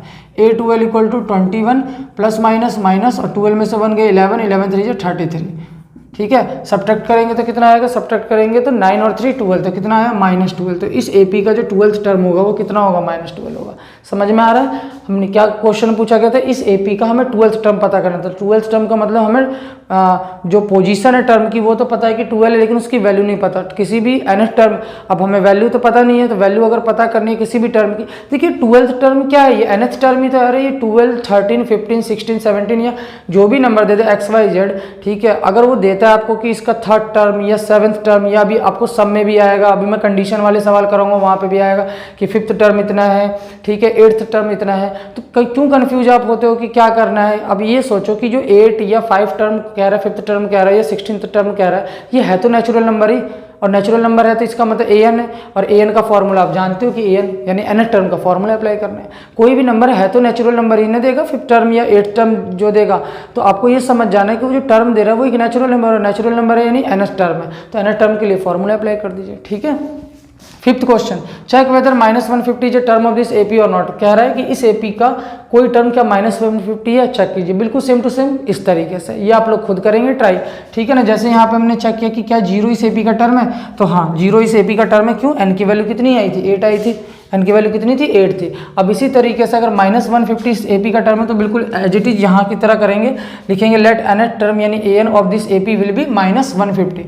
आप सपोज कर लेंगे कि इस AP का जो nth टर्म है वो -150 है, an = -150 लिखेंगे, फॉर्मूला अप्लाई करेंगे। अगर n की वैल्यू एक नेचुरल नंबर है तो AP में वो -150 जो है वो उस AP का टर्म है, और अगर n की वैल्यू फ्रैक्शन ही नेगेटिव है तो उस -150 उस AP का टर्म नहीं है। ठीक है। अब आ जाते हैं 6th क्वेश्चन में। 6th क्वेश्चन को अगर हम देखें तो इसे आप लोग ट्राई करिएगा। अगर जिन बच्चों से नहीं होता है वो कमेंट में मेरे से पूछेगा, मैं जरूर रिप्लाई करूंगा। ठीक है। General form of nth term of this AP, ये इंपॉर्टेंट क्वेश्चन है। जनरल फॉर्म मैंने देखिए 6 क्वेश्चन में सबसे लास्ट में दिया है कि जनरल फॉर्म। जनरल फॉर्म जैसे ये जनरल फॉर्म था ना, क्यों था ये जनरल फॉर्म, क्योंकि जनरल फॉर्म से आप क्या समझते हैं, जनरल फॉर्म का मतलब होता है कि एक ऐसा फॉर्म जो किसी भी पर्टिकुलर वैल्यू को वहां पर किसी भी पोजीशन को बता सकता है। जनरल फॉर्म किसी भी चीज का जनरल फॉर्म, जैसे इवन नंबर का जनरल फॉर्म क्या होता है, 2n होता है। क्या होता है, 2n होता है। तो हम n की जगह 1 पुट करते हैं तो 2 पहला हमें इवन नंबर मिल गया, फिर उसकी जगह हम फिर 2 पुट करेंगे तो 2 2 जा 4, ठीक है। फिर n की जगह हम 3 पुट करेंगे, 2 3 जा 6 होता है, इस तरीके से। तो इसी तरीके से यहाँ पे जनरल फॉर्म बताना है। जनरल फॉर्म मतलब अगर हम n की वैल्यू 1 2 3 पुट करें तो हमें कोई भी टर्म जो है पता चल जाए, कोई भी टर्म हमें क्या पता चल जाए। जैसे अगर हमें 3rd टर्म की वैल्यू पता करनी तो वो पता चल जाए। तो कैसे, जनरल फॉर्म की जब बात आती है, अगर मैंने यहाँ पे लिख तो दिया है कि general form of nth term of this AP, यहाँ पे ये nth टर्म को गायब भी वो कर सकता है, सिर्फ इतना भी लिख सकता है general form of this AP। इस AP का जनरल फॉर्म बताओ, वो इसको नेग्लेक्ट करके, जैसे मैंने तो यहाँ पे भी लिख दिया है, लेकिन आप लोग ये ध्यान रखिएगा कि general form of nth term को हटा के भी ये भी पूछ सकता है general form of this AP। इस क्वेश्चन में nth टर्म हटा के ये भी बोल सकते हैं general form of this AP। बात सेम टू सेम है। ठीक है। तो जनरल फॉर्म जब भी पूछते हैं इसका मतलब आपको nth टर्म का फॉर्मूला अप्लाई करना है। किसका फॉर्मूला अप्लाई करना है, nth टर्म का। nth टर्म के लिए फॉर्मूला क्या होता है, an = a + n-1 × d, ये nth टर्म के लिए फॉर्मूला होता है। अब यहाँ पे किसी पर्टिकुलर टर्म की तो बात नहीं हो रही, किसकी बात हो रही है, जनरल फॉर्म का मतलब होता है nth टर्म कि n की जगह वैल्यू। जनरल फॉर्म मतलब क्या बता रहा हूं मैं कि आप कोई भी वैल्यू पता कर सकते हो। उसके लिए आपको क्या रखना पड़ेगा, अपने सवाल में n को रखना पड़ेगा, अपने सॉल्यूशन में n को रखना पड़ेगा, जिससे कि आप 1 2 3 पुट कर सके। अब n को रखना है, इसका मतलब nth टर्म निकालना पड़ेगा। तो an = a + n-1 × d। n को हम एज इट इज रखेंगे, जिससे कि हम n की वैल्यू 1 2 3 पुट करके किसी भी वैल्यू को क्या कर सके, पता कर सके। तो a हमारा फर्स्ट टर्म कितना है, 21 है। n को हम एज इट इज रखेंगे -1, और डिफरेंस की वैल्यू कितनी है, -3 है। अब इसे अगर हम सॉल्व आउट करें तो सॉल्व करने पर क्या होगा, होगा 21 प्लस माइनस माइनस तो 3n हो जाएगा ये, और माइनस माइनस प्लस तो 24 माइनस 3n आया। ये हमारा जनरल फॉर्म आया, an equal to 24 minus 3n।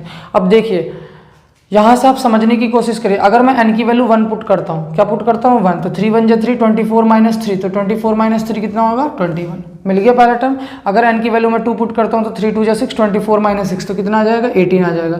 n की वैल्यू 3 पुट करता हूँ 3 3 जा 9, 24 माइनस 9 तो कितना हो जाएगा 15। तो क्या देख रहे हैं, general form of nth term of this AP भी कह सकता है, ये सिर्फ general form of this AP कहता है। तो किसी भी एपी का अगर जनरल फॉर्म पूछता है तो इसका मतलब होता है आपको nth टर्म का फॉर्मूला अप्लाई करना और n को एज इट इज रखना है। क्यों रखना है, जिससे कि आप n की वैल्यू 1 2 3 पुट करके उसके पर्टिकुलर इस टर्म को क्या कर सके, पता कर सकें। ठीक है, तो एक बार आप इसका स्क्रीनशॉट ले लीजिए, फिर हम आगे के क्वेश्चन देखते हैं।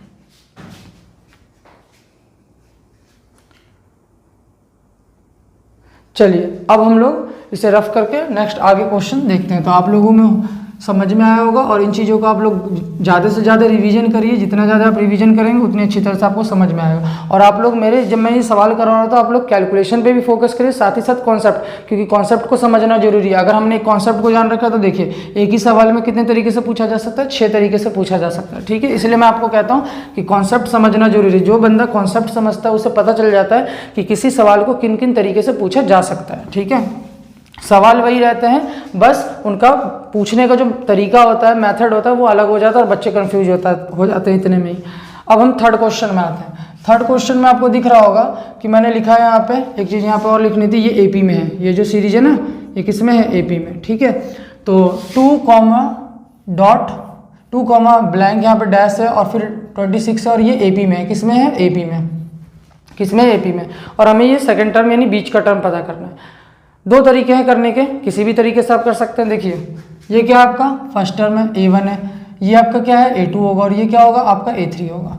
ठीक है, अब ये तो फर्स्ट टर्म है, यहाँ पर इसको अगर हम फर्स्ट टर्म का फॉर्मूला लगाए, यानी ये तो है तो nth टर्म का अगर फॉर्मूला लगाए तो फॉर्मूले में आप जानते हैं n-1 आएगा, n की जगह 1 पुट करेंगे, 1 - 1 0, कुछ हमें मिल नहीं पाएगा। ठीक है, तो इससे बढ़िया आप इसका फॉर्मूला अप्लाई करिए। अगर इसका फॉर्मूला, अभी मैंने क्या बताया था थोड़ी देर पहले, कोई भी टर्म आपको देता है, third term, fifth term, 8th term, 50th term, वो होता है क्या, वो nth टर्म ही तो होता है। क्यों, वो एक नेचुरल नंबर ही तो होता है, तो ये भी तो nth टर्म ही है ना। तो nth टर्म का फॉर्मूला लगाइए, an equal to a plus n-1 into d. ये छोटी सी बात मेरी बस ध्यान में रखिए कि कोई भी जब टर्म देता है, 5th term, 16th term, 20th term, मैं बार बार इसी चीज़ को रिपीट कर रहा हूँ, तो ये होता क्या है, ये आपका nth टर्म होता है। तो nth टर्म का फॉर्मूला अप्लाई कर दीजिए, an यानी यहाँ पे n की जगह कितना पुट करना है, 3 पुट करना है, तो a3 फर्स्ट टर्म 2, n की जगह 3 - 1, ठीक है, और d की जगह d एज इट इज रहेगा, d तो हमें पता नहीं है। a3 की वैल्यू कितनी है 26, तो 26 इक्वल टू 2 + 2d, इसको इधर लाएंगे, सब्ट्रैक्ट करेंगे, 24 इक्वल टू 2d, 2 से कैंसिल आउट करेंगे, कितना हो जाएगा 12 हो जाएगा। तो d की वैल्यू हमें कितनी मिल गई 12। अगर आपको डिफरेंस अगर पता चल गया तो डिफरेंस पता करने पर आप ये भी पता कर सकते हैं, किस तरीके से, जरा देखिए।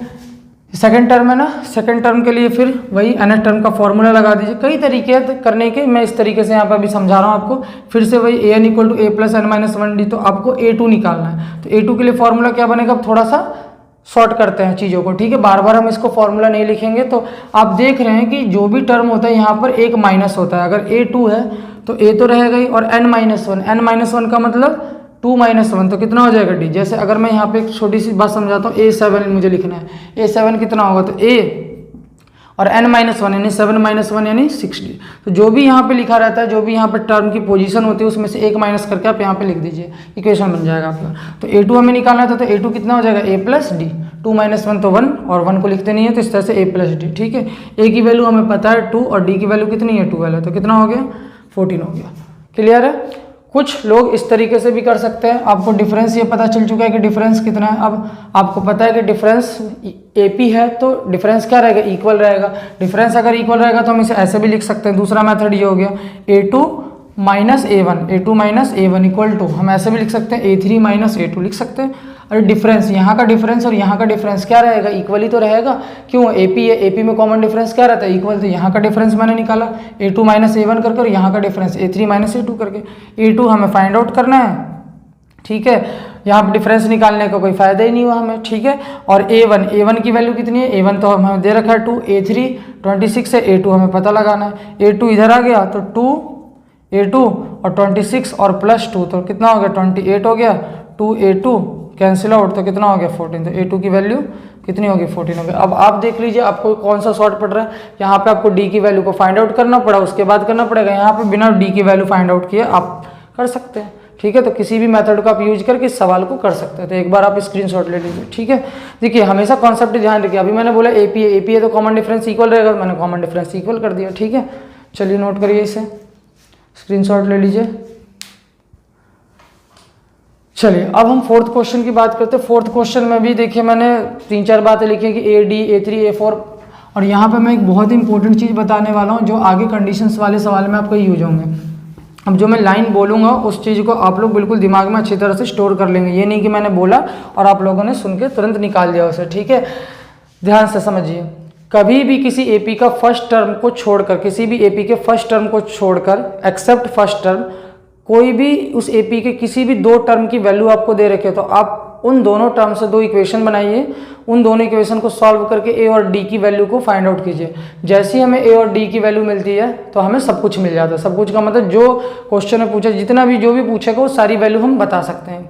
क्या मैंने बोला, कभी भी किसी AP का अगर फर्स्ट टर्म छोड़कर कोई भी 2 टर्म की हमें वैल्यू दी गई है, यानी एक्सेप्ट फर्स्ट टर्म, पहले टर्म को छोड़कर बाकी किसी भी 2 टर्म, किन्हीं भी 2 टर्म की वैल्यू आपको गिवन है, तो आप उन 2 टर्म की वैल्यू से आप 2 इक्वेशन बनाइए, उन दोनों इक्वेशन को सॉल्व आउट कीजिए और आपको सॉल्व करने पे क्या मिलेगा, A और D मिलेगा। जैसे ही आपको A और D मिलेगा आप किसी भी क्वेश्चन को सॉल्व कर सकते हैं। जैसे देखिए यहाँ पे फोर्थ क्वेश्चन है, यहाँ पे पहला टर्म नहीं दे रखा ना, क्या दे रखा है, सेकेंड टर्म दे रखा है, फिर थर्ड नहीं दे रखा, फोर्थ नहीं दे रखा, फिफ्थ नहीं दे रखा और सिक्स्थ दे रखा है, कितना -22, ठीक है। तो ये हमारा फर्स्ट टर्म हो गया, ये सेकंड, तो इसको किससे डिनोट करेंगे, A2 से, थर्ड फोर्थ फिफ्थ और ये -22 है ना, ठीक है। -22 है तो ये हमारा कौन सा हो गया, 6 टर्म हो गया, ठीक है, A6 हो गया। अभी मैंने क्या बोला आपसे कि फर्स्ट टर्म को छोड़ के कोई भी 2 टर्म दिए हो तो 2 इक्वेशन बने, कैसे बनाएंगे, A2 है ना, A2 के लिए अभी मैंने फॉर्मूला बताया है यहाँ पर साइड में, किस तरह से फॉर्मूला बनाएंगे, A + n-1, 2 - 1 तो 1, तो A + D, ठीक है, समझ में आ रहा है ना। जैसे अगर मैं कहूँ कि A16 तो A16 का मतलब क्या कहेंगे आप, A + 15D, एक कम कर देंगे तो A2 के लिए A + D। अब A2 की वैल्यू तो गिवन है आपको 38, ये आपको पता नहीं है, D भी आपको नहीं पता है, कोई नहीं, इक्वेशन नंबर फर्स्ट। अरे यहाँ पे आप कुछ थोड़ी ना कर सकते हैं, यहाँ पे दोनों ही वैल्यू नहीं पता तो आप इक्वेशन कहिए इसे। उसके बाद A6 का फॉर्मूला अप्लाई कीजिए, A6 = क्या हो जाएगा, A + 5D। A6 की वैल्यू कितनी है, -22, तो A + 5D, ठीक है। अब जिन बच्चों को इक्वेशन सॉल्व नहीं करने आता है, मैं छोटी सी बात इक्वेशन के लिए बता दूं आप लोगों को, ठीक है ना। कई बच्चे हैं जिन्हें इक्वेशन भी सॉल्व नहीं करने आता है, तो मैं इक्वेशन बता देता हूँ कैसे सॉल्व करते हैं। इक्वेशन में सबसे पहली बात होती है, मैं यहाँ पर लिख रहा हूँ इक्वेशंस की बातें, उसके बाद एक बार आप स्क्रीनशॉट लेंगे, उसके बाद मैं चीज़ों को इसे सॉल्व करूँगा। To solve equation, how to solve equation, how to solve equation, किसी भी इक्वेशन को कैसे सॉल्व करते हैं।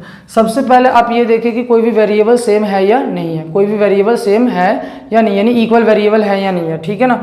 तो first we check variables, first we check variable, हम सबसे पहले चेक करेंगे कि वेरिएबल्स हमारे इक्वल हैं या नहीं है। अब हर बात मैं यहाँ पे नहीं लिखूंगा, मैंने बस इतना लिख दिया कि फर्स्ट वी चेक वेरिएबल, यानी हम पहले वेरिएबल को चेक करेंगे इक्वल और नॉट, ये इक्वल हैं या नहीं है। अगर इक्वल है तो अच्छी बात है, अगर इक्वल नहीं है तो पहले इक्वल बनाने का काम करेंगे, उन्हें किसी तरीके से मल्टीप्लाई डिवाइड जो भी करना है करिए, लेकिन इक्वल बनाइए, ठीक है ना। तो जैसे यहाँ पे देखिए, इस इक्वेशन और इस इक्वेशन में 2 हमारे पास वेरिएबल है, एक A और एक D।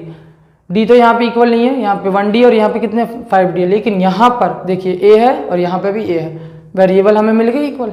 वेरिएबल कैसे मिल गए, इक्वल मिल गए। मान लीजिए अगर ये भी वेरिएबल इक्वल नहीं होते तो किसी एक को बनाते, जैसे मान लीजिए अगर मुझे D को इक्वल बनाना होता तो मैं क्या करता, इस इक्वेशन में किससे मल्टीप्लाई करता, 5 से। सिर्फ D में मल्टीप्लाई नहीं करता 5 से, मुझे इसको अगर 5D बनाना तो मुझे पूरे इक्वेशन में 5 से मल्टीप्लाई करना होता, ठीक है। अभी आप इतना देखिए कि इसे हम छोड़ते हैं, मैंने समझा रहा हूँ मैं आपको फिर से। A को अगर मैं ना लूँ, मैं A को ना लेकर D को भी ले सकता हूँ, तो D को अगर मुझे इक्वल बनाना है तो पूरी इक्वेशन मुझे किससे मल्टीप्लाई करना पड़ेगा, 5 से मल्टीप्लाई करना पड़ेगा, जिससे दोनों वैल्यू क्या हो जाए, इक्वल हो जाए, ठीक है। अभी हम A को कंसीडर करके चल रहे हैं, ठीक है। तो देखिए जरा, ए हमारा इक्वल है, हमने देख लिया, चलिए इक्वल है, ये काम हो गया। अब उसके बाद हमें ये देखना है साइन को देखना है। किसको चेक करना है? साइन को।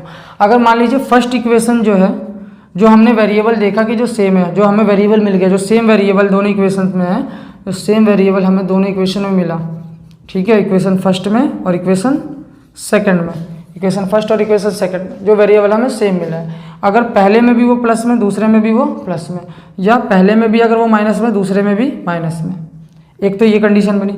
दूसरी कंडीशन ये बनती है, पहले में अगर वो प्लस में, सेकंड में माइनस में, या फर्स्ट में माइनस में और दूसरे में किस में? प्लस में, अपोजिट साइन के साथ, और एक में सेम साइन के साथ। जब सेम साइन हो तो आप क्या करेंगे? इक्वेशंस को सब्ट्रैक्ट करेंगे। क्या करेंगे? सब्ट्रैक्ट। किसको सब्ट्रैक्ट करेंगे? इक्वेशंस को। और सब्ट्रैक्ट जब करते हैं तो क्या चेंज हो जाता है? Sign change. क्या चेंज हो जाते हैं? साइन चेंज हो जाते हैं। लेकिन जब डिफरेंट साइन हो तो आप इक्वेशंस को क्या करेंगे? ऐड करेंगे। क्या करेंगे? ऐड करेंगे। और जब ऐड करेंगे sign doesn't change, sign doesn't change. और एक बात मैंने ऑलरेडी तो आप लोगों को बता दी कि जब वेरिएबल सेम ना हो तो सबसे पहले वेरिएबल को इक्वल बनाइए, और जैसे ही वेरिएबल इक्वल बन जाए आगे का प्रोसेस यही है। तो क्या हमने देखा कि किसी भी दो इक्वेशन को सॉल्व करने के लिए सबसे पहले जरूरी है कि कोई दो वेरिएबल इक्वल हैं या नहीं है, ठीक है ना। इस तरीके से अगर सॉल्व करना है, बाकी बहुत मेथड है सॉल्व करने के। अब आप मत ये कहिएगा कि हम तो दूसरे मेथड से करना है तो कर लीजिए, कोई प्रॉब्लम नहीं है। एलिमिनेशन मेथड भी आप जानते हैं, एलिमिनेशन मेथड या सब्स्टिट्यूशन, ये तो एलिमिनेशन मेथड हो गया। सब्स्टिट्यूशन मेथड भी आप जानते हैं। यहाँ से किसी एक की वैल्यू को निकालिए, एक या डी की वैल्यू को, और उठाकर सेकंड इक्वेशन में पुट कर दीजिए। आपने पेयर ऑफ लीनियर इक्वेशन में पढ़ा होगा, ठीक है। तो हम किसी भी मेथड से कर सकते हैं। क्रॉस मल्टीप्लिकेशन मेथड होता है, सब्स्टिट्यूशन मेथड होता है, एलिमिनेशन मेथड होता है। यहाँ पर जो मैं आपको बता रहा हूँ वो एलिमिनेशन मेथड है। सब्स्टिट्यूशन मेथड यूज करना है तो यहाँ से एक ही वैल्यू को निकालिए, निकाल के यहाँ पुट करिए, फिर सॉल्व करिए, ठीक है। लेकिन थोड़ा एलिमिनेशन मेथड आसान हो जाता है, इसलिए मैं ये आपको बता रहा हूँ, ठीक है। तो कैसे करते हैं एलिमिनेशन मेथड को सॉल्व? कि दोनों इक्वेशन में से किसी एक को सेम बनाते हैं। अगर मान लीजिए आपको ये चीज समझ में नहीं आ रही तो आप सब्स्टिट्यूशन मेथड से करिए, जो आपको अच्छा लगे आप उसको प्रीफर करिए और उससे आप सवाल को सॉल्व करिए। पेपर में हमारे लिए दिमाग ज़्यादा इंटेलिजेंट दिखाना जरूरी नहीं है, हमें क्वेश्चन को सॉल्व करना जरूरी है, ठीक है। तो यहाँ पर मैं एलिमिनेशन मेथड बता रहा हूँ क्या कि वेरिएबल को सेम बनाओ। सेम बनाने के बाद जो वेरिएबल आपने सेम बनाया, अगर वो सेम साइन के साथ है दोनों इक्वेशन में, प्लस प्लस या minus minus, subtract, sign change. अगर डिफरेंट साइन के साथ है प्लस माइनस तो equation add, sign doesn't change, ठीक है। एक बार आप स्क्रीनशॉट ले लीजिए। चलिए अब हम इन दोनों इक्वेशंस को सॉल्व करते हैं, ठीक है। तो हमें दिख रहा है कि हाँ दो वेरिएबल हमारे सेम है। कौन कौन से? ए वाले दोनों वेरिएबल हमारे सेम है, ठीक है। जब सेम है तो और सेम साइन के साथ है, यहाँ भी प्लस में यहाँ भी प्लस में, तो हम क्या करेंगे यहाँ पे ऐसे लिख देते हैं equation first minus equation second, किसी में से किसी को सब्ट्रैक्ट कर दीजिए, ठीक है। यहाँ पे एक लाइन कीजिए और यहाँ पे दोबारा लिखने की जरूरत नहीं है, यहीं पे। और जब भी सब्ट्रैक्ट करते हैं तो साइन क्या होता है? चेंज। माइनस वाला टर्म किस में कन्वर्ट हो जाएगा? प्लस में। प्लस वाला टर्म माइनस में, ये प्लस वाला टर्म भी माइनस में। जिस चीज़ को आप सब्ट्रैक्ट कर रहे हैं उसके साइन चेंज होंगे, दोनों के साइन चेंज नहीं होते। अब 38 प्लस के साथ, और इसका साइन चेंज हो चुका है, प्लस में ये हो चुका है। तो 38 और 22 कितने हो गए? 40 और 20 कितने हो गए? 60। ये प्लस ये माइनस क्या हो जाएंगे? कैंसिल आउट हो जाएंगे। ये माइनस में ये प्लस में, एक माइनस एक प्लस सब्ट्रैक्ट होगा। 5D में से 4D गया तो कितने बचेंगे? 5D में से 4D गया तो 4D, 5D माइनस 5D में से D गया तो कितना बचेगा? 4D बचेगा। और जो नंबर बड़ा रहता है उसका साइन लगाते हैं। ये बड़ा है तो इसके आगे माइनस है तो माइनस का यूज कर लिया। 4 से कैंसिल आउट करेंगे, कितना हो जाएगा? D 15 sorry. तो D की वैल्यू कितनी आ गई? 15, ठीक है। D की वैल्यू कितनी आ गई? 15। क्लियर है? हमने क्या किया? हमने पहले वेरिएबल को सेम देखा, फिर सेम साइन देखा। जब सेम साइन होते हैं तो सब्ट्रैक्ट करते तो साइन क्या हो जाता है? चेंज। जिसको सब्ट्रैक्ट कर रहे हैं, ये माइनस प्लस में, प्लस माइनस में, ये भी प्लस माइनस में, सब्ट्रैक्ट किया, ऐड हो गए, प्लस माइनस कैंसिल हो गए। 5D में से D गए 4D, जो बड़ा था उसका साइन लगाते हैं, माइनस साइन लगाते हैं, ठीक है। D की वैल्यू आप उस इक्वेशन में पुट करेंगे। जब भी ये दो इक्वेशन को सॉल्व करने से एक वैल्यू मिलती है तो उसके बाद हम उसे किस में पुट करते हैं? जिन दो इक्वेशन को सॉल्व करके वो आया है, किन दो इक्वेशन को सॉल्व करके, फर्स्ट और सेकंड को। तो फर्स्ट और सेकंड में से किसी में से भी, किसी दोनों में से किसी एक में आप D की वैल्यू को पुट कर दीजिए, A की वैल्यू मिल जाएगी। तो D की वैल्यू मान लीजिए फर्स्ट इक्वेशन पुट कर रहे तो put D in equation first में हमने D की वैल्यू को पुट कर दिया तो 38। जिन बच्चों को इस तरीके से करने में प्रॉब्लम होगी वो सब्स्टिट्यूशन मेथड से कर सकते हैं। मैं सब्स्टिट्यूशन मेथड भी आपको बता देता हूँ। किसी भी एक इक्वेशन से किसी एक पर्टिकुलर वेरिएबल की आप वैल्यू निकालिए in terms of second variable और उसे उठा के दूसरे इक्वेशन में पुट कर दीजिए। आपका जो इक्वेशन है वो एक सिंगल वेरिएबल के फॉर्म में आ जाएगा। जैसे मान लीजिए कि x और y फॉर्म में था, तो जब आप किसी एक इक्वेशन से एक वेरिएबल की वैल्यू निकाल के दूसरे में रखते हैं तो या तो वो पूरा इक्वेशन एक्स के फॉर्म में चेंज हो जाएगा या वाई के फॉर्म में चेंज हो जाएगा, ठीक है। तो 38 हमने यहाँ पे रखा, 38 है, और a और d की वैल्यू -15, तो -15, a की वैल्यू निकालेंगे तो 38 + 15 ऐड करेंगे तो कितना हो जाएगा 48 और 553, तो ए की वैल्यू कितनी आ गई 53। ये मिल गया आपको ए और ये मिल गया आपको डी। ठीक है, अब ए और डी मिल गए और आपसे बोला गया कि A3 A4 निकालिए, तो ये तो आप लोग बहुत आसानी से निकाल सकते हैं। A3 क्या होता है A+2D, ए की वैल्यू को पुट करिए, डी की वैल्यू को पुट करिए, सॉल्व करिए। उसके बाद आपसे पूछा गया A4, तो A4 का मतलब A+3D, ए की वैल्यू को पुट करिए, डी की वैल्यू को पुट करिए A4। अगर आपको इसका जनरल फॉर्म पूछ रहा है, मान लीजिए इसी क्वेश्चन का आपको ऐसे बोल दिया गया कि जनरल फॉर्म बताओ, क्या बताओ, जनरल टर्म बताओ या जनरल फॉर्म बताओ, तो आपको अभी मैंने बताया जनरल फॉर्म के लिए क्या करते हैं, जनरल फॉर्म मतलब जहाँ पे आप n की वैल्यू 1 2 3 पुट करके किसी भी वैल्यू को पता कर सकते हैं, किसी भी टर्म की वैल्यू को। तो इसका मतलब आपको जनरल का मतलब होता है कि an का फॉर्मूला अप्लाई करेंगे, a + n - 1 into d, n को एज इट इज रहने देंगे, ए की जगह जो वैल्यू आई है आपकी 53, एन को एज इट इज -1 और डिफरेंस की वैल्यू कितनी है, डिफरेंस है -15, तो 53 प्लस माइनस माइनस और n - 1 माइनस अंदर जाएगा तो 53 और ये प्लस हो जाएगा तो 54 हो जाएगा और -n, तो ये आपका जनरल फॉर्म आ गया। ठीक है, क्या आ गया, जनरल फॉर्म आ जाएगा। ठीक है, अब यहाँ पर अगर मैं देखिए जरा कितना आया हमारा जनरल फॉर्म, 53 और 4 आया ना, 54 - n। ठीक है, अच्छा जी 54 - n आया। ठीक है, अब देखिए n की वैल्यू अगर आप 1 पुट करेंगे तो 1 पुट करने पे 54 - 1 कितना हो जाएगा 53। देखिए फर्स्ट टर्म कितना है 53, 2 पुट करेंगे तो 54, ठीक है, -2, 54 - 2 यहाँ पे हमारा क्या हो जाएगा 50। अच्छा सॉरी मैंने यहाँ पे ध्यान नहीं दिया, यहाँ पे डी के साथ यहाँ पे कितना है -15 है ना। ठीक है, तो प्लस माइनस माइनस और यहाँ पे कितना हो जाएगा 15 हो जाएगा। अब आप इसे सॉल्व करेंगे तो माइनस माइनस प्लस और 15 बन जाए 15, तो हो जाएगा आपका 53 और प्लस 15 कितना हो जाएगा 60 और 68। देखिए माइनस ये प्लस हो जाएगा ना, इधर से 15 से मल्टीप्लाई होगी तो प्लस हो गया, तो 53 और ये प्लस का हो गया तो 53 और 15 कितने हो गए 60 और 68 और 15 से n में मल्टीप्लाई हो जाएगी, ये माइनस करेगा 15n। अब n की वैल्यू 1 पुट कीजिए, n की वैल्यू 1 पुट कीजिएगा, 15 बन जाए 15, 68 में से 15 को माइनस कीजिए, 68 में से पहले 10 को माइनस करिए 58 और 58 में से 5 को माइनस करिए 53। फर्स्ट टर्म 2 रखिएगा, 15 2 जा 30, 68 में से 30 को माइनस करिएगा 38। तो जनरल फॉर्म हमें किसी भी टर्म की क्या बता देते हैं, वैल्यू बता देते हैं। ठीक है, स्क्रीनशॉट ले लीजिए आप लोग इसका। चलिए अब हमारे 2 क्वेश्चन और रह गए हैं, 5th क्वेश्चन और 6th क्वेश्चन। ठीक है, उसके बाद हम आगे अभी और क्वेश्चंस देखेंगे, काफ़ी सारे क्वेश्चंस है कॉन्सेप्ट। अगर इन क्वेश्चंस को आप कर लेते तो इससे बाहर आपके एग्जाम में कुछ नहीं आएगा।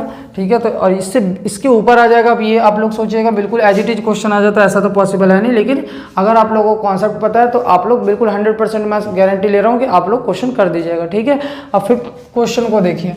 5th क्वेश्चन में ये कहा गया है आपसे कि AP कंसिस्ट ऑफ 50 टर्म, एक AP में कितने टर्म है 50 टर्म्स है, और विच थर्ड टर्म इज 12, जिसका थर्ड टर्म कितना है 12 है। थर्ड टर्म 12 है ना, अभी क्या बताया था मैंने थोड़ी देर पहले, बार बार मैं एक ही चीज रिपीट करवा रहा हूँ जहाँ जहाँ कॉन्सेप्ट आ रहा है। थर्ड टर्म, थर्ड है क्या, एक नेचुरल नंबर रहता है और नेचुरल नंबर यानी nth टर्म, तो ए थर्ड ऐसे लिखेंगे, n की जगह क्या लिख दिया 3 लिख दिया, तो थर्ड टर्म कितना है 12 है लिख दिया। और and the last term is 106, और जो उसका लास्ट टर्म है 106 है। और क्वेश्चन में एक और चीज स्टार्टिंग में दे रखी थी कि टोटल कितने टर्म है कंसिस्ट, यानी उसके अंदर टोटल टर्म कितने 50 टर्म है, टोटल 50 टर्म है और लास्ट टर्म भी कितना है 106। यहाँ देखिए 81 था, इसकी पोजीशन मान लीजिए 35 या कुछ आया था ना हमारा समथिंग, तो 35 आया था, तो टोटल टर्म भी कितने थे 35 और लास्ट टर्म भी यही था, तो इसको हम क्या कहेंगे कि 35 पोजीशन पे ही था। तो अगर यहाँ पे ये बोला गया कि लास्ट टर्म 106 है, लास्ट टर्म जो है वो 106 है और टोटल टर्म यानी 50 है, तो 50वां टर्म ही तो 100 कितना होगा 6 होगा, क्योंकि वो 50वां टर्म, टोटल 50 टर्म है, पहला दूसरा तीसरा चौथा पांचवा, 50वां टर्म वो लास्ट, और वही लास्ट टर्म हमारा कितना दे रखा है 106 दे रखा है, यानी आपको A50 दे रखा है। क्या दे रखा है A50 की वैल्यू कितनी दे रखी है 106। फिर कॉन्सेप्ट यूज करिए, क्या बताया मैंने, फर्स्ट टर्म को छोड़कर किसी भी AP के कोई भी 2 टर्म दे रखा हूँ, फर्स्ट टर्म को छोड़कर 2 इक्वेशन बनाइए, A और D की वैल्यू को फाइंड आउट कीजिए, उसके बाद जो पूछा है आप उसे निकाल सकते हैं। A3 यहीं पे आप सॉल्व कर सकते हैं। एक और चीज जो बच्चे गलत करते हैं, यहीं पे इक्वल का साइन लगा देते हैं और आगे बढ़ा देते हैं, बिना मतलब में एक ही लाइन में 4-5 इक्वेशन लगा देते हैं, ऐसा नहीं करते हैं। एक A3 = 12 हो गया, अब आप इम्प्लाइज डेट का साइन लगाइए, किसका लगाइए इम्प्लाइज डेट साइन लगाइए। अब आप यहाँ पे इस पूरे को सॉल्व कर रहे हैं, ये नहीं कि यहाँ पे इक्वल लगा दीजिए। A3 को क्या लिख सकते हैं A + 2D, ठीक है। आप इसके इक्वल लेके नहीं चल रहे, आप इस वैल्यू को इस तरह से मॉडिफाई आपने कर दिया। तो इम्प्लाइज डेट लगा के आप दूसरी बार में इस तरीके से कर रहे हैं, a + 2d = 12 और यहाँ a 50, implies date a + 49d = 106। फिर से ये टर्म क्या है, सेम है, यानी ये वेरिएबल हमारे सेम है, सेम साइन के साथ हैं। तो क्या करेंगे, सब्ट्रैक्ट करेंगे। Equation first, equation second, subtract करेंगे तो साइन क्या हो जाएंगे, चेंज हो जाएंगे, minus minus minus, plus minus cancel. 49 में से 2 के कितने बचे, 47, और किसका, माइनस का। 106 में से 12 को माइनस करिए, तो 106 में से अगर 12 को माइनस करेंगे तो कितना बचेगा, भाई 106 में से अगर 12 को माइनस करेंगे तो 6 और 6 होते यानी 94, कितना हो जाएगा 94, और माइनस का, माइनस से माइनस कैंसिल आउट, 47 से कैंसिल आउट करेंगे कितने टाइम्स में, 2 टाइम्स में। तो डी की वैल्यू कितनी आ गई, 2। डी की वैल्यू को किसी भी एक इक्वेशन में पुट करके किसकी वैल्यू निकाल लीजिए, ए की वैल्यू। तो put D in equation first, put करिएगा a + 2d, डी की वैल्यू 2 = 12, तो a + 12 - 4, तो a की वैल्यू कितनी आ गई, 8 आ गई। a और d की वैल्यू आ गई। आपसे क्या पूछा गया, आपसे पूछा गया था 29th टर्म। तो 29th टर्म को आपको पता है कैसे लिखते हैं, 29th टर्म यानी a29, तो a + 28d, a की वैल्यू को रखिए, d की वैल्यू को रखिए, सॉल्व करिए, आंसर आ जाएगा। ठीक है, स्क्रीनशॉट ले लीजिए आप लोग इसका।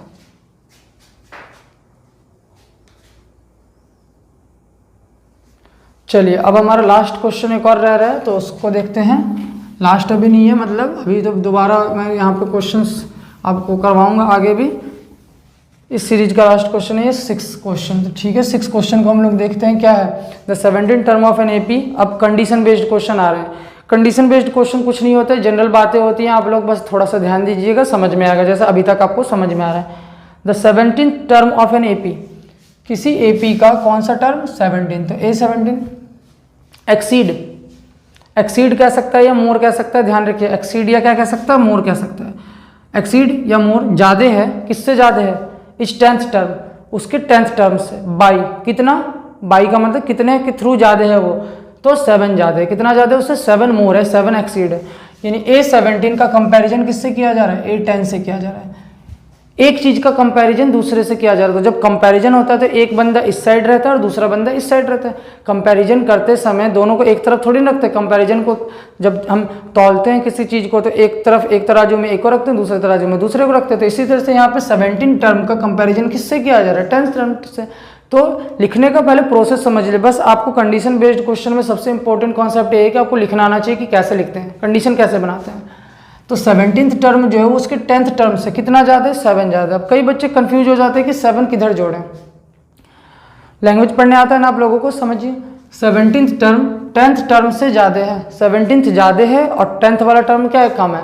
तो अगर दो चीज़ों को इक्वल करना है तो इक्वल करने के लिए आप कम में जोड़ेंगे और ज़्यादा में से क्या करेंगे, माइनस करेंगे। तो आप यहाँ पर कुछ भी कर सकते हैं। मैं आपको रटवाने वाला काम नहीं करूँगा कि यहाँ पर 7 जोड़ दीजिए। मैं आपको कॉन्सेप्ट बता रहा हूँ, ये ज़्यादा है और ये A10 क्या है, कम है। अगर दोनों को इक्वल करना है, एक चीज़ ज़्यादा दूसरी चीज़ कम, तो अगर इक्वल करना है तो या तो इसको कम कर लो, इसमें से माइनस कर दो तो हो जाएगा, या इसमें कम वाले में जोड़ दो तो भी क्या हो जाएगा, इक्वल हो जाएगा। तो यहाँ पे आप 7 लिख दीजिए, कम वाले में जोड़ दीजिए तो इक्वल हो गया। या आप ऐसे भी कर सकते थे कि यहाँ पे -7 कर दीजिए, इसमें से कम कर दीजिए तो भी इक्वल हो जाएगा। बात एक ही है। देखिए 7 इधर आएगा तो +10, कंडीशन के अकॉर्डिंग लिख देते हैं। 17 टर्म 10th टर्म से कितना ज़्यादा है, 7 ज़्यादा है। कॉन्सेप्ट समझ में आया होगा आप लोगों को, ठीक है। अब ये कंडीशन दे दी हमसे और आगे बोला गया है कि कॉमन डिफरेंस पता करो। क्या पता करो, कॉमन डिफरेंस। A17 को क्या लिख सकते हैं, A + 16D, A10 को A + 9D + 7। इससे ये कैंसिल आउट, इधर करिएगा तो 7D = 7, D की वैल्यू कितनी आ गई, 1। कॉन्सेप्ट समझ में आया आप लोगों को। चलिए स्क्रीनशॉट लीजिए इसका आप लोग। आई होप बच्चों आप लोगों को ये क्वेश्चन समझ में आए होंगे। बाकी एपी के क्वेश्चन हम लोग नेक्स्ट पार्ट में करेंगे। आप इन क्वेश्चंस का रिवीजन करते रहिए और हम लोग नेक्स्ट वीडियो में मिलेंगे। चैनल को लाइक कीजिए, सब्सक्राइब कीजिए और ज़्यादा से ज़्यादा बच्चों में शेयर कीजिए। Thank you very much.